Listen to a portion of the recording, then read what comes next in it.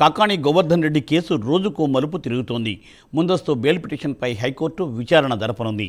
క్వార్జీ అక్రమ రవాణా కేసులో ఇప్పటికే కాకాణికి పోలీసులు 3 సార్లు నోటీసులు జారీ చేశారు. అయితే కాకాణి మాత్రం పోలీసుల విచారణకు హాజరు కాలేదు. కాకాణితో పాటు ఆయన అల్లుడు గోపాలకృష్ణారెడ్డి, కాంట్రాక్టర్ ఊరుబిండి ప్రభాకర్ రెడ్డి, ఊరుబిండి చైతన్యాలకు నోటీసులు ఇచ్చారు పోలీసులు. దీంతో ఊరుబిండి ప్రభాకర్ రెడ్డి, ఊరుబిండి చైతన్య విచారణకు హాజరయ్యారు.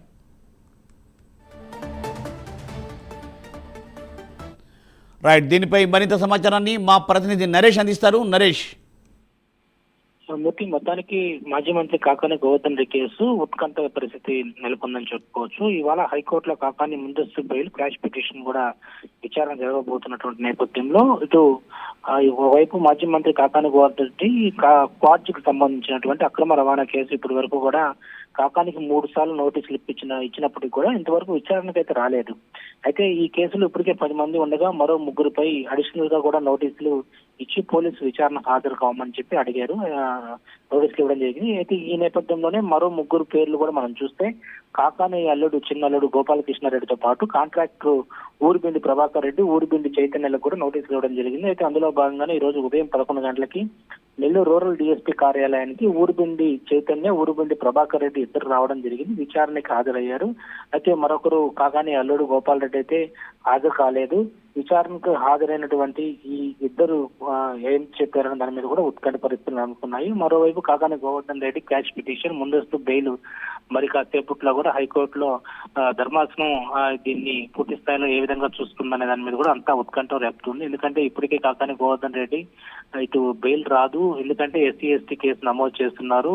ఈ నేపథ్యంలో కాకాని గోవర్ధన్ రెడ్డిని అరెస్ట్ చేసే అవకాశం కనపడుతున్నట్టుగా తెలుస్తా ఉంది. అయితే కాకాని గోవర్ధన్ రెడ్డి ముందస్తు బెయిల్ వచ్చేంత వరకు కూడా విచారణకు వచ్చేటువంటి అవకాశం లేనట్టుగా తెలుస్తా ఉంది.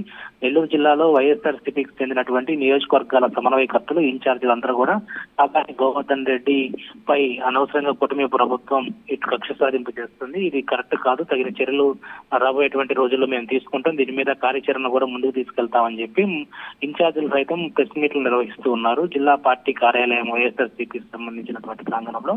మొత్తానికి చూసుకుంటే ఈ నేపథ్యంలో ఎలాంటి పరిస్థితులు అమలుకుంటాయి, కాకాని గోవర్ధన్ రెడ్డి ముందస్తు క్రాష్ పిటిషన్ ఎలాంటి ముందస్తు బెయిల్ వస్తుందా రాని దాని మీద కూడా ఉత్కంఠం అయితే కొనసాగుతున్న పరిస్థితి కనపడతా ఉంది. మొత్తానికి విచారణకు వచ్చినటువంటి వ్యక్తులు ఎలాంటి విచారణ ఇస్తున్నారు, దీంట్లో క్వార్జ్ అక్రమంగా నిజంగా తరలి వెళ్ళిందా, 250 కోట్ల అక్రమ క్వార్జ్ తరలి వెళ్ళినట్లుగా ఇప్పటికే DD mining deputy director Balaji Naik ఇచ్చిన ఫిర్యాదు మేరకు పోలీసులు కేసు నమోదు చేస్తారు. మరి విచారణకు వచ్చేటువంటి అవకాశం లేనటువంటి తరుణంలో పోలీసులు అరెస్ట్ చేస్తే ఎలాంటి పరిస్థితులు ఉంటాయని దాని మీద కూడా ఒక ఆందోళన కొనసాగుతుంది.